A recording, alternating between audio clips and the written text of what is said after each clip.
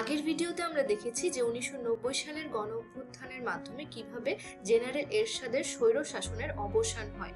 আজকের ভিডিওতে আমরা দেখব যে 1990 এর এই গণ অভ্যুত্থান কিভাবে গণতন্ত্রের পুনর্যাত্রাকে ত্বরান্বিত করে। আমরা জানি যে এরশাদ কিভাবে এসেছিল ক্ষমতায় সামরিক অভ্যুত্থানের মাধ্যমে, এবং সেই সামরিক অভ্যুত্থানটা ছিল একেবারে রক্তপাতবিহীন। কিন্তু এভাবে যে সামরিক অভ্যুত্থানের মাধ্যমে একটা বেসামরিক সরকারকে উৎখাত করে এরশাদ ক্ষমতা দখল করে, এই ব্যাপারটা বাংলাদেশের জনগণ একেবারেই ভালো চোখে দেখে নাই। আর এর ফলে বছরের পর বছর ধরে কিন্তু এরশাদের বিরুদ্ধে বা জেনারেল এরশাদের যে ক্ষমতা বা স্বৈরাচার, সেটার বিরুদ্ধে মানুষ বিভিন্নভাবে আন্দোলন করে গেছে। অবশেষে 1990 সালে একটা গণ অভ্যুত্থান হয়, যার মাধ্যমে এরশাদের সরকারের পতন হয়, কিন্তু তখনও গণতন্ত্র পুনঃপ্রতিষ্ঠা হয়নি।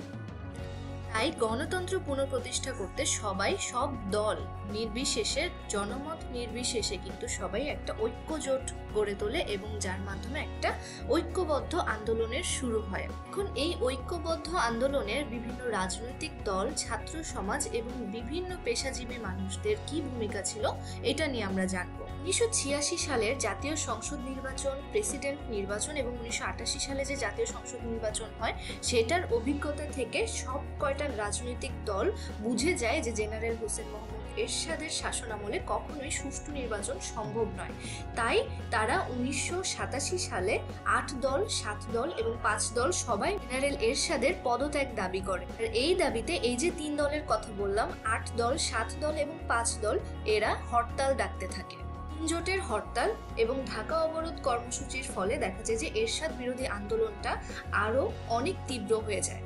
আন্দোলনের এক পর্যায়ে দেখা যায় যে পুলিশ গুলি ছুড়তে শুরু করে, এবং এখানে আমরা একটা ছবি দেখতে পাচ্ছি লেখা, স্বৈরাচার নিপাত যাক, গণতন্ত্র মুক্তি পাক। এখানে আমরা যে মানুষটাকে দেখছি, ইনার নাম হচ্ছে নূর হোসেন। তিনি এই আন্দোলন চলাকালীন পুলিশের গুলিতে নিহত হন। আন্দোলন যখন অনেক বেশি তীব্র হতে থাকে, তখন দেখা যায় যে জেনারেল এরশাদের সরকার পুরো দেশে একটা জরুরি অবস্থা জারি করে, এবং তখনের দিনটা ছিল 27শে নভেম্বর। এভাবে বিভিন্ন রাজনৈতিক দল, যেমন 7 দল, 5 দল, 15 দল ইত্যাদি দলগুলোর বিভিন্ন কর্মসূচি এবং আন্দোলনের মাধ্যমে কিন্তু এরশাদ সরকার ভয় পেয়ে যায়, এবং দেখা যায় যে তার পতনটা আসন্ন হয়ে পড়ে। এবার চলো দেখি ছাত্র সমাজের ভূমিকা কি ছিল এরশাদ সরকারের পতনের পিছনে। 1990 সালের 10ই অক্টোবর 22টি ছাত্র সংগঠন সর্বদলীয় ছাত্র ঐক্য নামক একটা সংগঠন গঠন করে, এবং তারা এরশাদের পতন না হওয়া পর্যন্ত তাদের আন্দোলনটা চালিয়ে দেবার ঘোষণা দেয়।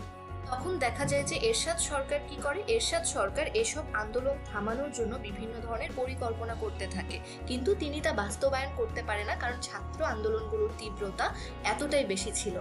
ছাত্রদের এই আন্দোলন যখন তীব্র থেকে তীব্রতর হচ্ছিল, তখন একটা পর্যায়ে গিয়ে দেখা যায় যে ঢাকা বিশ্ববিদ্যালয় এবং অন্যান্য পাবলিক ভার্সিটিগুলোর শিক্ষকরাও এই আন্দোলনে যোগ দেয়। আমরা ঢাকা বিশ্ববিদ্যালয়ের একটা দেয়ালে লিখিত দেখতে পাচ্ছি যে সামরিক তন্ত্রে লাথি মারো, গণতন্ত্র ফিরিয়ে আনো।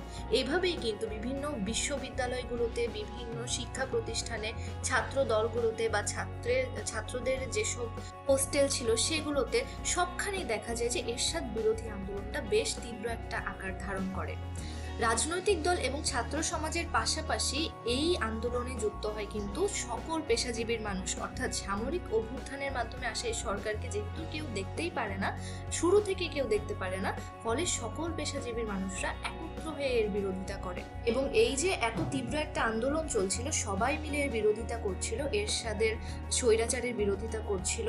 এর ফলে দেখা যায় 1990 সালের 4 ডিসেম্বর জেনারেল এরশাদ ক্ষমতা থেকে পদত্যাগ ঘোষণা করেন, এবং তখনকার ভারপ্রাপ্ত রাষ্ট্রপতি হন বিচারপতি শাহাবুদ্দিন আহমেদ, যার মাধ্যমে গণতন্ত্রের পুনর্যাত্রা শুরু হয়।